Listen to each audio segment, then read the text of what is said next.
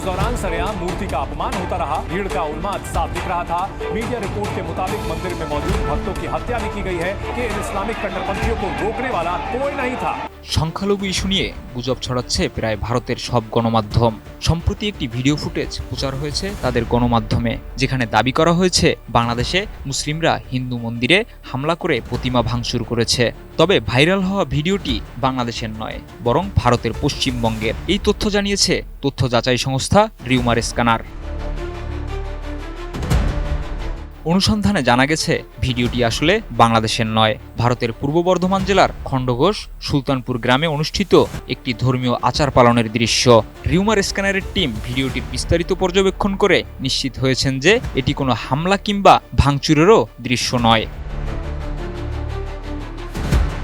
এলো ভিশন মুশকিল আসান অফার। যে কোনো ব্র্যান্ডের পুরনো ফ্রিজ নিয়ে চলে আসুন ভিশন শোরুমে আর নিয়ে যান নতুন ভিশন ফ্রিজ 20% পর্যন্ত ছাড়। ভিডিওটি প্রথম 30 নভেম্বর রঘুপ সাথী নামে ভারতীয় একজনের ফেসবুক অ্যাকাউন্টে পোস্ট করা হয়েছিল। ওই পোস্টে হ্যাশট্যাগ হিসেবে সুলতানপুর কালীমাতা নিরঞ্জন উল্লেখ করা হয়েছিল।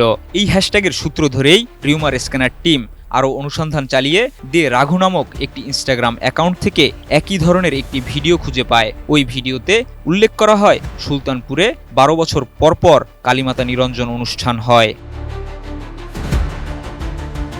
এছাড়া সুলতানপুর কিরণময়ী পাঠাগার নামক একটি ভারতীয় পেজে 25 নভেম্বর এই কালীমাতা নিরঞ্জন 2024 অনুষ্ঠানটির আয়োজনের কথা প্রকাশ করা হয়। সুলতানপুর গ্রামের স্থানীয় মানুষদের আয়োজনে এই অনুষ্ঠানটি হয়। এদিকে পল্লী দামোদর নামে একটি স্থানীয় গণমাধ্যমের পেজে প্রকাশিত প্রতিবেদনেও জানা যায় খণ্ডঘোষ সুলতানপুরে 12 বছর পরপর কালীমাতা নিরঞ্জন অনুষ্ঠান অনুষ্ঠিত হয়ে থাকে, যা ভিডিওতে প্রদর্শিত দৃশ্যের সঙ্গে মেলে। এভাবে ভারতের পূর্ব বর্ধমান জেলার খণ্ডঘোষ সুলতানপুরের কালীমাতা নিরঞ্জন বিসর্জনকে বাংলাদেশে মুসলিম কর্তৃক হিন্দুদের মন্দিরে হামলা এবং প্রতিমা ভাঙচুরের ঘটনা হিসেবে প্রচার করা হচ্ছে, যা সম্পূর্ণরূপে মিথ্যা। তথ্য যাচাই সংস্থা রিউমার স্ক্যানার তাদের অনুসন্ধানে এই ভিডিওর সঠিক তথ্য নিশ্চিত করেছে এবং বাংলাদেশের পরিস্থিতি নিয়ে ভুল ধারণা সৃষ্টি করার জন্য সাবধানতা অবলম্বন করার আহ্বান জানিয়েছে। Desk report, ATN news.